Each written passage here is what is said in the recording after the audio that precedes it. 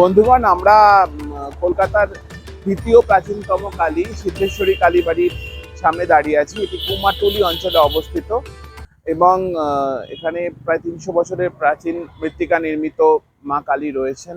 নিত্য তার পূজার্চনা হয় এবং এই কালীবাড়িকে কিন্তু এই কালীবাড়ি যিনি কালী মা, তাকে শ্রীরামকৃষ্ণদেব প্রায় দর্শন করতে আসতেন এবং কলকাতার গিন্নি মা বলতেন। এবং নাটাচার্য গিরিশচন্দ্র ঘোষ কোনো নতুন নাটক লিখলেই কিন্তু তার পাণ্ডুলিপি মায়ের শ্রীচরণ তলে দিতেন। প্রতি বছর বুদ্ধ পূর্ণিমার দিন কিন্তু এই কুমারটুলির এই কালী মাকে বিশেষভাবে সাজানো হয় এবং বিশেষ উৎসব হয়। আসুন আমরা মায়ের দর্শন করি। একদম রাস্তার উপরেই রয়েছেন খুব প্রাচীন মন্দির এটি। প্রায় ৫০০ বছরের ইতিহাস, ৩০০ বছরের পুরনো প্রতিমা।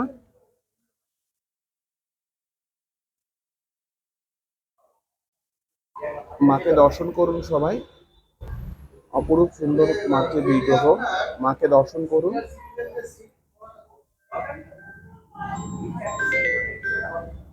পদ্মের মালা দিয়ে খুব সুন্দরভাবে সেজেছেন মা।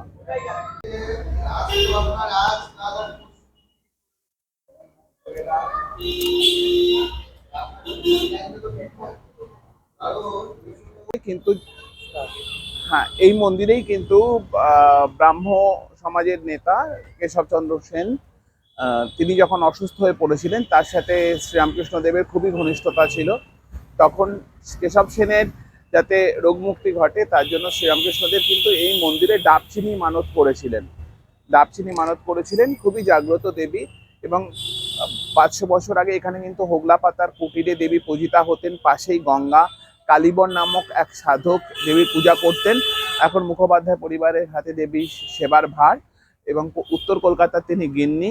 কালীঘাট মন্দিরের পরে, আগেই যেমন বলছিলাম, কালীঘাট মন্দিরের পরে এটি কিন্তু কলকাতার প্রাচীনতম কালী মন্দির। সবাই দর্শন করে নিন। মাকে দেখা যাচ্ছে এখান থেকে। প্রচুর পুণ্যার্থী এখানে ধূপদীপ জ্বালাচ্ছেন। আর এখানে আগে বলি হতো, বলির খাড়াও রয়েছে একটি, তার জল দেওয়া হয় যারা ইচ্ছুক ভক্ত তাদের। সবাই দর্শন করুন। খুবই প্রাচীন মন্দির এবং উত্তর কলকাতার আর্কিটেকচারটা মন্দিরের মধ্যে রয়েছে।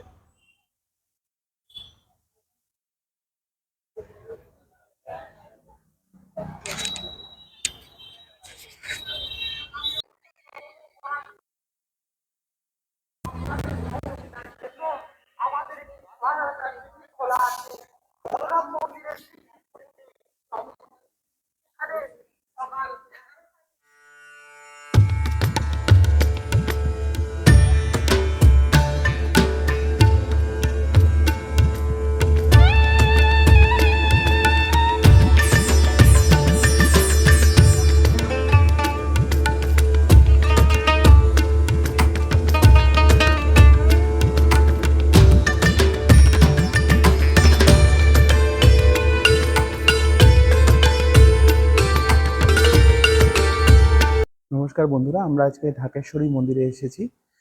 আপনারা শুনে হয়তো অবাক হয়ে যাচ্ছেন যে ঢাকেশ্বরী মন্দির মানে কি আমরা ঢাকায় রয়েছি? না, আমরা ঢাকায় নেই। আমরা কলকাতার বুকে কুমারটুলিতে ঢাকেশ্বরী মন্দিরে এসেছি। ঢাকেশ্বরী মূল বিগ্রহ কিন্তু এখানে অবস্থান করছেন কষ্টি পাথরের দেবী দুর্গা সপরিবারে। এবং বাংলাদেশে যে ঢাকেশ্বরী মন্দির রয়েছে সেটি খুবই প্রাচীন, প্রায় ৮০০ সাড়ে ৮০০ বছরের সেটির ইতিহাস। এবং সেই মন্দিরের মূল বিগ্রহ এখানে, এবং সেখানে একটি প্রতিরূপ বিগ্রহ রয়েছেন। এবং ঢাকেশ্বরী মন্দির কিন্তু বাংলাদেশের জাতীয় মন্দির। ঢাকেশ্বরী মন্দিরের ইতিহাস আমরা জানি যে রাজা বিজয় সেন, সেন বংশের সম্রাট ছিলেন। তার স্ত্রী সন্তান সম্ভবা ছিলেন। তিনি ঢাকার অঞ্চল তখন গহীন জঙ্গলে পরিবৃত ছিল। ওই ঢাকা থেকে লাঙ্গলবন্দ তিনি যাচ্ছিলেন, গৌড়দেশ থেকে লাঙ্গলবন্দ, লাঙ্গলবন্দে ব্রহ্মপুত্র নদীর তীরে বিখ্যাত তীর্থক্ষেত্র। সেখানে যখন স্নানের জন্য যাচ্ছিলেন, তীর্থ স্নানের জন্য, সেই সময় ঢাকার কাছে বিজয় সেনের স্ত্রীর প্রসব বেদনা শুরু হয় এবং তিনি এক পুত্র সন্তানের জন্ম দেন। ঢাকা অঞ্চলে তিনি জন্মেছিলেন।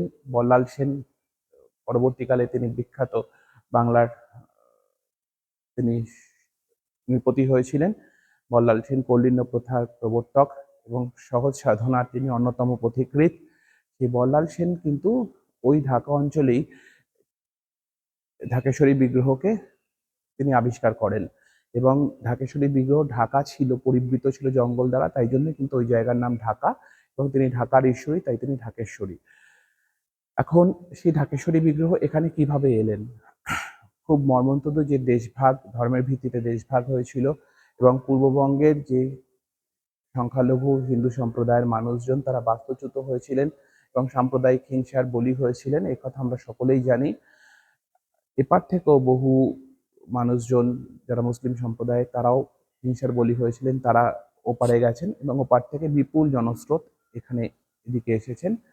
তো সেই সময় দেবীর সেবা পূজা করা পাকিস্তানি সরকারের আমলে খুবই ডিফিকাল্ট হয়ে গেছিল, কঠিন হয়ে গিয়েছিল। সেই সময় যে সেবায়েত যারা ছিলেন তারা কিন্তু স্থির করেছিলেন যে দেবীর বিগ্রহ এখানে কলকাতায় খুব গোপনে সন্তর্পণে নিয়ে আসা হয়েছিল বিমানে, এবং সেই থেকে দেবী এখানে অবস্থান করছেন। কুমারটুলির সেই প্রসিদ্ধ মৃৎশিল্পীদের এলাকাতেই দেবী অবস্থান করছেন, এবং বেশ খানিকটা হেঁটে বড় রাস্তা থেকে এখানে আসতে হবে।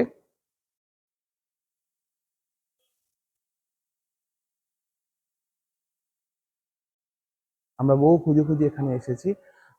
এই বিগ্রহ কিন্তু নিয়ে এসেছিলেন সেবায়েত রাজেন্দ্র কিশোর তিওয়ারি ঢাকার মন্দিরে, এবং তার প্রধান সহযোগী ছিলেন ব্রজেন্দ্র দুবে। পরবর্তীকালে এখানে জমি খুঁজে বিগ্রহ প্রতিষ্ঠিত হয় নতুন মন্দিরে, এবং এখানে কিন্তু একটি অদ্ভুত জিনিস আমরা দেখতে পাচ্ছি, দেবী বিগ্রহের সামনে কিন্তু শ্রীরামচন্দ্র এবং হনুমানের বিগ্রহ রয়েছে।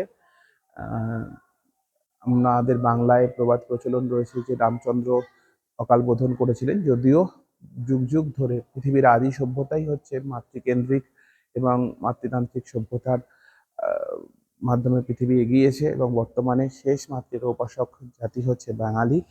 তো মাতৃকার সামনেই সকলে প্রণত, এই ভাবনাটাই যেন অন্যদের অগোচরে ফুটে উঠেছে।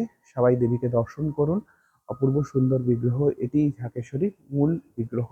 কলকাতার বুকে তিনি নিত্য সেবিতা হচ্ছেন।